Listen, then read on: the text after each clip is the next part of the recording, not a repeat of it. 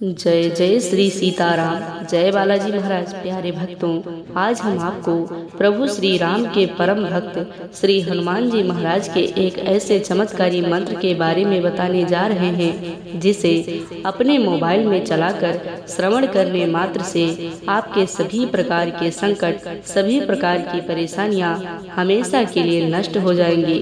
मंत्र बहुत ही शक्तिशाली है, इसे नजरअंदाज करने की भूल बिल्कुल भी ना करना। प्यारे भक्तों, आपका भाग्य चमकने वाला है।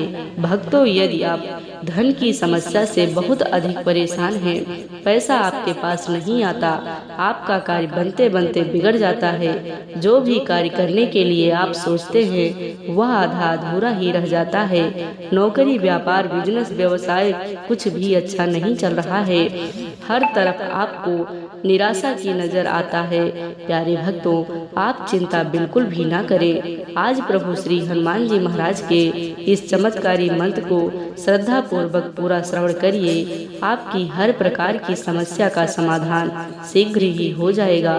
चारों दिशाओं से पैसा ही पैसा आने लगेगा। आपके बहुत दिनों से रुके हुए कार्य पूर्ण हो जाएंगे। प्यारे भक्तों, ऐसी कृपा श्री हनुमान जी महाराज आपके ऊपर बरसाने लगेंगे। प्रभु श्री हनुमान जी महाराज का दरबार एक सच्चा दरबार है और उनके मंत्र बहुत ही चमत्कारी हैं। तो भक्तों, आप इस चमत्कारी मंत्र को श्रद्धा पूर्वक सुनकर इसका लाभ पूरा उठाइए। प्यारे भक्तों, तो आइए प्रभु श्री राम के परम भक्त संकट मोचन श्री हनुमान जी महाराज के उस चमत्कारी मंत्र को श्रद्धा पूर्वक 108 बार पुनः श्रवण करते हैं।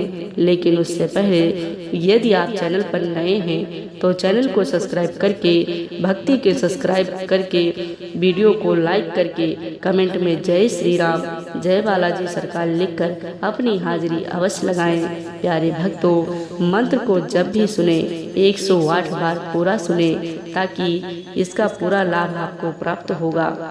मंत्र कुछ इस प्रकार है। ओम नमो हनुमते रुद्रावताराय विश्वरूपाय अमित विक्रमाय प्रकट पराक्रमाय महाबलाय सूर्यकोटि संप्रभाय रामदूताय स्वाहा। ओम नमो हनुमते रुद्रावताराय विश्वरूपाय अमित विक्रमाय प्रकट पराक्रमाय महाबलाय सूर्यकोटि संप्रभाय रामदूताय स्वाहा।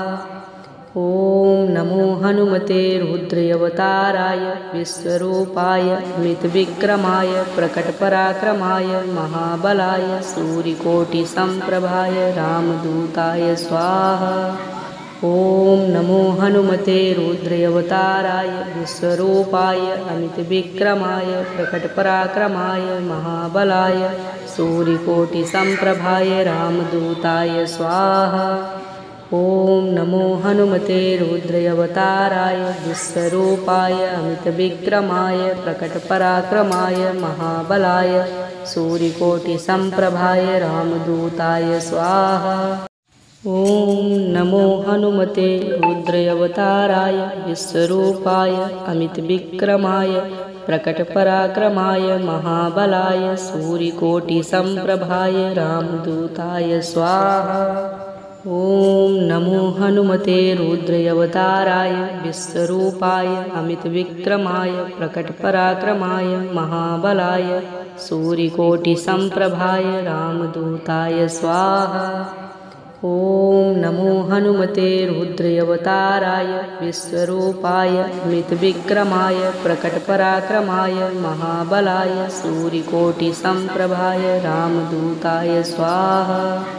ओम नमो हनुमते रुद्रावताराय विश्वरूपाय अमित विक्रमाय प्रकट पराक्रमाय महाबलाय सूर्यकोटि संप्रभाय रामदूताय स्वाहा। ओम नमो हनुमते रुद्रावताराय विश्वरूपाय अमित विक्रमाय प्रकट पराक्रमाय महाबलाय सूर्यकोटि संप्रभाय रामदूताय स्वाहा। ओम नमो हनुमते रुद्रावताराय विश्वरूपाय अमित विक्रमाय प्रकट पराक्रमाय महाबलाय सूर्यकोटि संप्रभाय रामदूताय स्वाहा। ॐ नमो हनुमते रुद्रावताराय विश्वरूपाय अमितविक्रमाय प्रकटपराक्रमाय महाबलाय सूर्यकोटिसम्प्रभाय रामदूताय स्वाहा।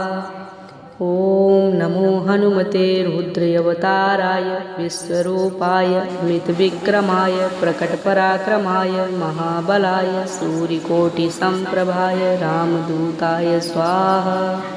ॐ नमो हनुमते रुद्रावताराय विश्वरूपाय अमितविक्रमाय प्रकटपराक्रमाय महाबलाय सूर्यकोटिसम्प्रभाय रामदूताय स्वाहा। ॐ नमो हनुमते रुद्रावताराय विश्वरूपाय अमितविक्रमाय प्रकटपराक्रमाय महाबलाय सूर्यकोटिसम्प्रभाय रामदूताय स्वाहा। ॐ नमो हनुमते रुद्रावताराय विश्वरूपाय अमितविक्रमाय प्रकटपराक्रमाय महाबलाय सूर्यकोटिसम्प्रभाय रामदूताय स्वाहा। ॐ नमो हनुमते रुद्रावताराय विश्वरूपाय अमितविक्रमाय प्रकटपराक्रमाय महाबलाय सूर्यकोटिसम्प्रभाय रामदूताय स्वाहा। ॐ नमो हनुमते रुद्रावताराय विश्वरूपाय अमितविक्रमाय प्रकटपराक्रमाय महाबलाय सूर्यकोटिसम्प्रभाय रामदूताय स्वाहा। ॐ नमो हनुमते रुद्रावताराय विश्वरूपाय अमितविक्रमाय प्रकटपराक्रमाय महाबलाय सूर्यकोटिसम्प्रभाय रामदूताय स्वाहा। ॐ नमो हनुमते रुद्रावताराय विश्वरूपाय अमितविक्रमाय प्रकटपराक्रमाय महाबलाय सूर्यकोटिसम्प्रभाय रामदूताय स्वाहा। ॐ नमो हनुमते रुद्रावताराय विश्वरूपाय अमितविक्रमाय प्रकटपराक्रमाय महाबलाय सूर्यकोटिसम्प्रभाय रामदूताय स्वाहा। ॐ नमो हनुमते रुद्रावताराय विश्वरूपाय अमितविक्रमाय प्रकटपराक्रमाय महाबलाय सूर्यकोटिसम्प्रभाय रामदूताय स्वाहा। ॐ नमो हनुमते रुद्रावताराय विश्वरूपाय अमितविक्रमाय प्रकटपराक्रमाय महाबलाय सूर्यकोटिसम्प्रभाय रामदूताय स्वाहा। ॐ नमो हनुमते रुद्रावताराय विश्वरूपाय अमितविक्रमाय प्रकटपराक्रमाय महाबलाय सूर्यकोटिसम्प्रभाय रामदूताय